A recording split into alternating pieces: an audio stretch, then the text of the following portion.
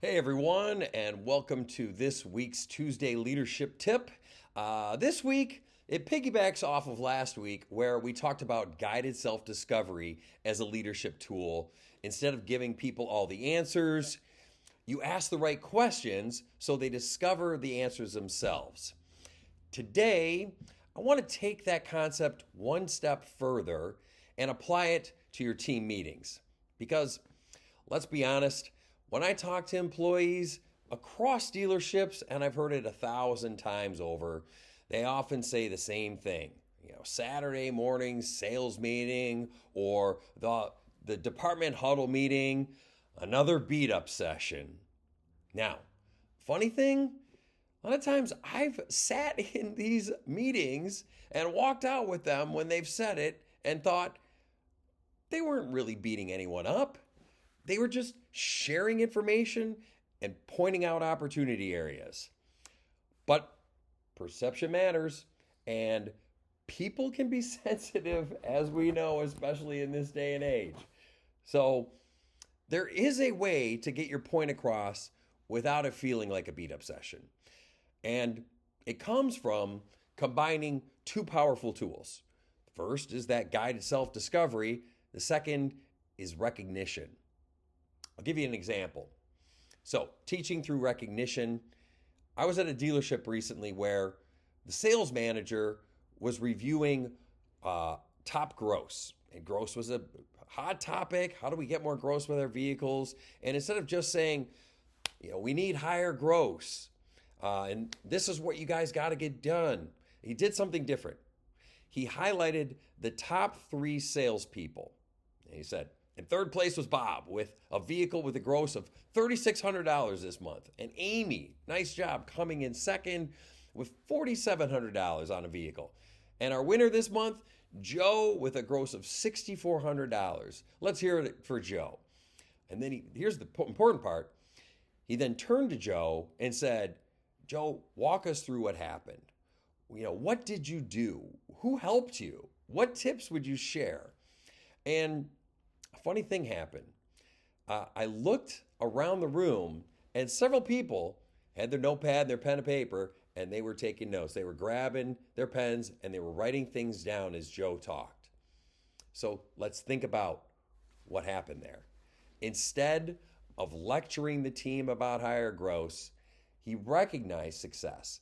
He taught the process, he kept the meeting positive, and the lesson came from a peer. That's guided self-discovery in action.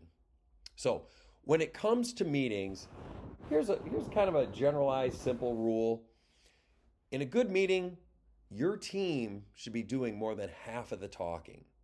Unfortunately, I attend a lot of meetings where the manager talks for 20 minutes straight. And it is hard to keep people engaged that way. I see, the heads are down, people are looking at their phones or drinking their coffee, kind of looking off in the distance. But when you start asking questions and calling on people, something changes pretty quick. They start paying attention because they know they might be the one called on at any moment. Here's an example of asking questions. And this is another a recent meeting at one of the dealerships that is participating in my dissertation study. And this is a very high performing store. I'm excited about them being included in my study. Well, in this meeting, the general sales manager was talking about the first interaction with a customer and asked, before a customer leaves, did we have a conversation telling them why they should do business here instead of somewhere else?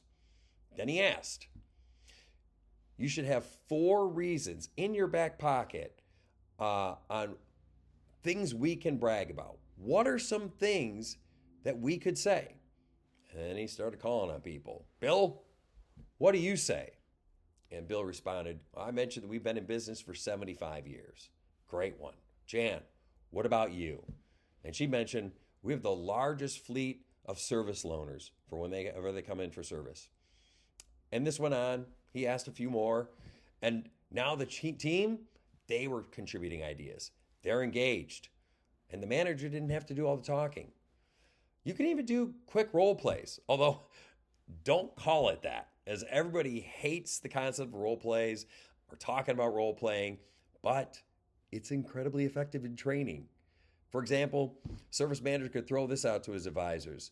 Hey, let's say you got a customer and they come in for an oil change and we tell them it's going to be 45 minutes to an hour, but now it's been over an hour and a half. How do you handle that?